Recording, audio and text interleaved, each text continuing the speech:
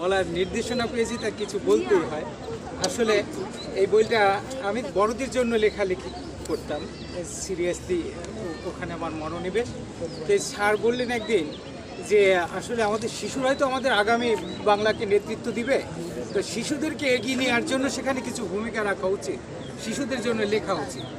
এই স্যারের নির্দেশে আমাকে স্ট্রাইক করলো তার উক্তিটা, হ্যাঁ।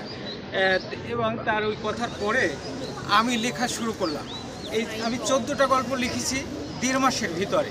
মানে তার নির্দেশনাটা যে কি সিরিয়াসলি কাজ করছে আমার ভিতরে। আমি এমনি বিজি মানুষ, ব্যস্ত থাকি, ব্যবসা করি, অনেক ব্যস্ততা আছে। তার মধ্যে 1.5 মাসের মধ্যে সময় বের করে 14টা গল্প লিখেছি, যার মধ্যে এখানে 10টা গল্পের সংযোজন হয়েছে এই বইয়ে।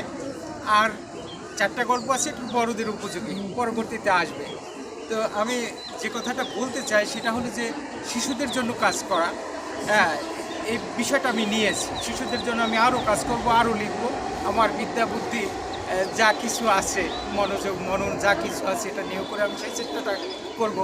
এবং এই যে স্টুডেন্টরা আসছে, স্টুডেন্টদের অভিভাবক টিচাররা মাঝে মাঝে আছেন, প্রত্যেককে দেখে আমার ভীষণ ভালো লাগছে যে কীভাবে গাইড দিচ্ছেন বাচ্চাদের। এবং এই হাস্যমুখর হাস্যোজ্জ্বল মুখগুলি দেখে আমার খুব ভালো লাগছে। মানে ভিতরে যে অনুপ্রেরণাটা আমি লালন করি সেটা আরও মাত্রা পেয়ে যাচ্ছে আজকে ওদের উপস্থিতিতে। তো আপনাদের কাছে আমার মানে সেই প্রতিশ্রুতি থাকলো যে আমি এই বাচ্চাদের জন্য আরও লিখব। আপনারা পাঠক হিসাবে, বাচ্চারা মানে নিজেকে পাঠক হিসেবে তৈরি করুন।